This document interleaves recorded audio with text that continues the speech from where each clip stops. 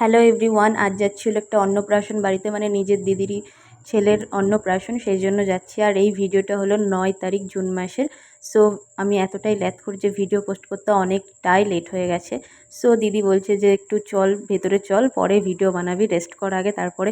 আর এখানে অনেক তারপরে বাজনা ফাজনা হয়েছিল, দেন এইখান থেকে একটুখানি নাচ টাচ দেখলাম, একটু গেলাম, আমরা একটু ফটো তুলছিলাম, ফটোশ্যুট করছিলাম।